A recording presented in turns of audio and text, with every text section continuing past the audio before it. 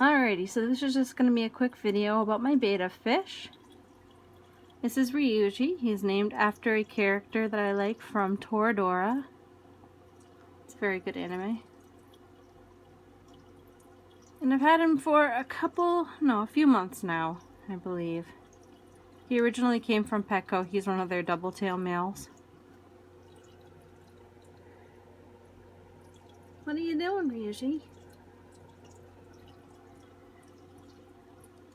Video doesn't really do his colors justice. He's very pretty in person. But this is his tank. It's a 3.5 gallon heated filtered tank.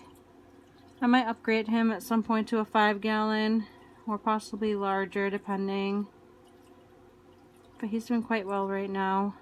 I do partial water changes every 2 days or so in here. And the parameters check out very nicely each time I check. He's got his heater back there. You can see the thermometer off to the left side. Consistently sits about 78 to 80 degrees in the tank. And then his filter there. And there is an extra piece of filter sponge in there to cut back on the current. He's got his betta log. You can see his narite snail that he has up in there.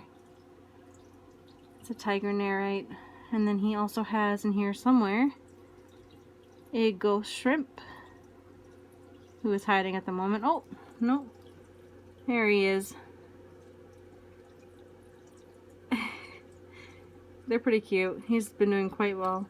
This betta in particular is pretty easygoing as far as shrimp goes. He doesn't seem to bother the ghost shrimp. And this ghost shrimp in particular is very feisty as well. Hi Ryuuji, you showing off?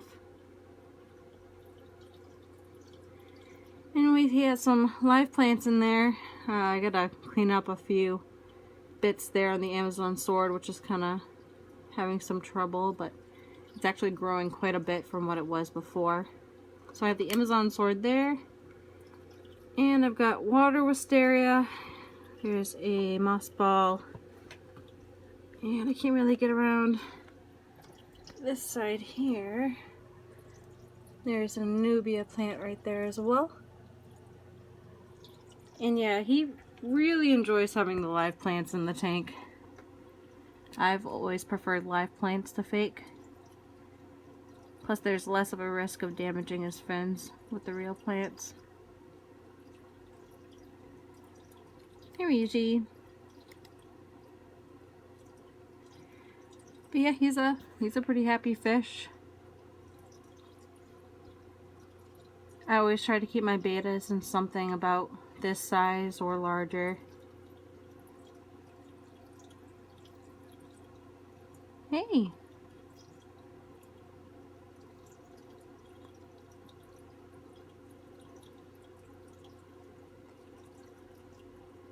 I feel bad when people cram them into such tiny spaces. I can't believe how many people seem to believe the whole myth that they live in puddles and don't need any space. They certainly do. I wouldn't recommend anything smaller than a 2.5 gallon for them, preferably closer to a 5 gallon or more. And you always want to have a heater in there so it stays at least 78 degrees Fahrenheit.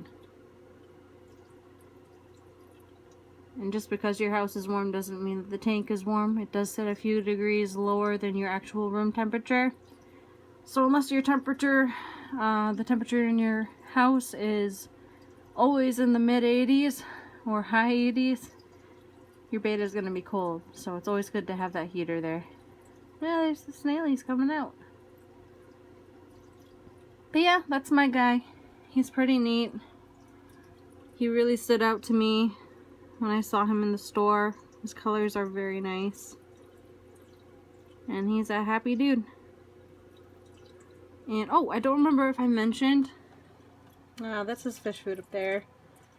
The omega-1 pellets are one of the best foods that you can get for betta fish. I do recommend it. They carry it at stores like Petco, PetSmart. I'm not sure where else, but I know it's online for pretty cheap as well. The other food that's highly recommended is the New Life Spectrum, and that's a very, very high quality food as well.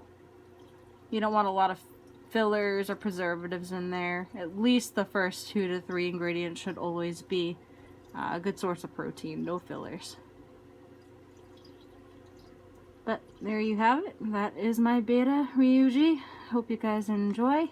Just thought I'd show him off a bit. And I will see you guys later.